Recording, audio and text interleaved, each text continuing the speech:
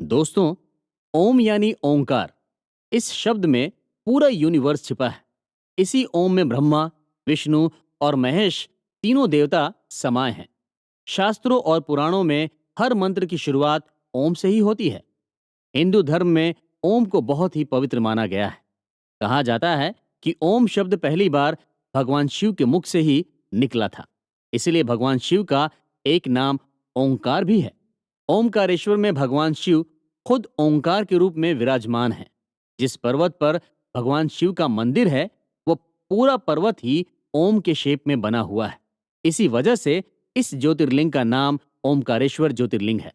ओम के शेप में बने इस पर्वत पर 100 से ज्यादा छोटे बड़े मंदिर हैं, जहां हिंदू कम्युनिटी से जुड़े सभी देवताओं के मंदिर हैं। ओमकारेश्वर ज्योतिर्लिंग से करोड़ों लोगों की आस्था जुड़ी हुई है। ओमकारेश्वर ज्योतिर्लिंग मध्य प्रदेश के खंडवा जिले में स्थित है।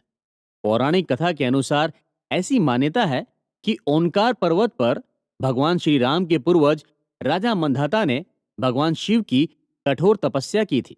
उनकी तपस्या से खुश होकर महादेव ने उन्हें दर्शन दिए और वरदान मांगने के लिए कहा।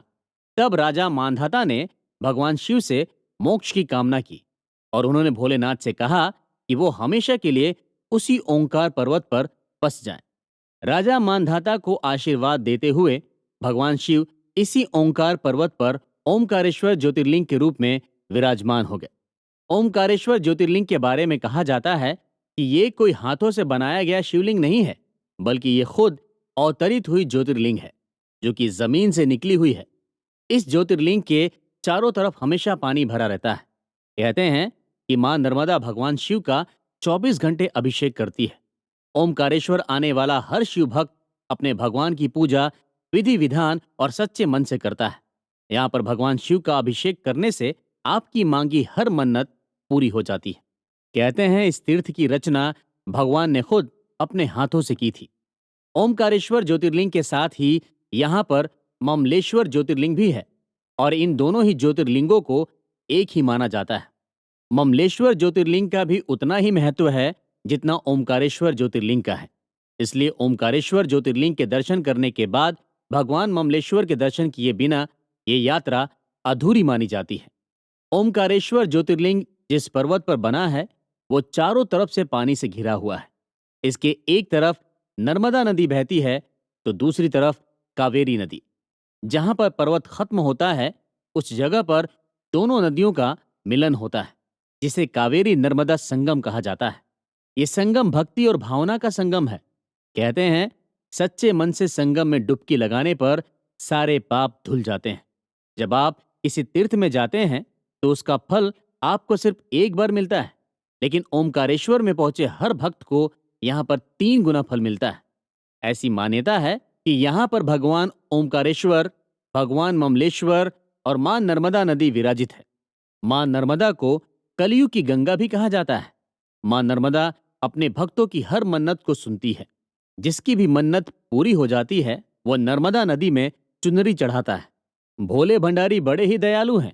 वो अपने यहाँ आए हर भक्त की झोली भरते हैं। ओमकारेश्वर ज्योतिर्लिंग मंदिर के बारे में भी थोड़ा जान लेते हैं। ये मंदिर 5 फ्लोर में बना हुआ है। सबसे नीचे ओमकारेश्वर ज्योतिर्लिंग है, जहां गर्भगृह में भगवान शिव का हजारों साल पुराना शिवलिंग स्थापित है। ओमकारेश्वर ज्योतिर्लिंग में जल रही अखंड ज्योति सालों से जल रही है। यह मंदिर हजारों साल पुराना है, जो कि कई पिलर पर टिका हुआ है। पूरे साल ओमकारेश्वर मंदिर में हजारों लाखों लोग दर्शन करने आते हैं। मंदिर की पहली मंजिल पर भगवान महाकालेश्वर का मंदिर है। वहीं उज्जैन के महाकालेश्वर मंदिर में दूसरे फ्लोर पर भगवान ओमकारेश्वर का मंदिर है और ये बात अपने आप में अनोखी है। थर्ड फ्लोर पर भगवान शिव सिद्धनाथ के रूप में बैठे हैं, तो वहीं फोर्थ फ्लोर पर गुप्तेश्वर महादेव का मंदिर है। 5वें और आखिरी फ्लोर पर ध्वजेश्वर महादेव के दर्शन होते हैं। इसी के ऊपर भगवान ओमकारेश्वर की ध्वजा भी लहराती है। मंदिर में सुबह, दोपहर और शाम को 3 बार आरती की जाती है। जिस तरह से उज्जैन में भस्म आरती का बहुत ज्यादा महत्व है, उसी तरह से ओमकारेश्वर में शाम को होने वाली शयन आरती का बहुत महत्व है। शाम को ओमकारेश्वर ज्योतिर्लिंग में भगवान शिव का विशेष श्रृंगार किया जाता है। यहाँ पर भगवान शिव पार्वती के खेलने के लिए चौसर बिछाई जाती है। मंदिर में काम करने वाले पंडितों का कहना है कि वो लोग जब सुबह मंदिर का दरवाजा खोलते हैं तो चौसर पूरी तरह से बिखरी मिलती है। ऐसा माना जाता है कि भगवान शिव और मां पार्वती रात में यहाँ पर चौसर खेलने आते हैं और ऐसा सदियों से होता आ रहा है। रात के समय मंदिर के अंदर रुकने की परमिशन किसी को नहीं होती है। शयन आरती के बाद दरवाजे पूरी तरह से बंद कर दिए जाते हैं। शिवरात्रि, सोमवती अमावस्या, नर्मदा जयंती और गंगा दशहरा जैसे मौकों पर ओमकारेश्वर में श्रद्धालुओं का सैलाब उमड़ पड़ता है। श्रद्धा से भक्त बाबा के दरबार में हाजिरी देने पहुंचते हैं। ओमकारेश्वर में देश विदेश से लाखों श्रद्धालु दर्शन करने आते हैं।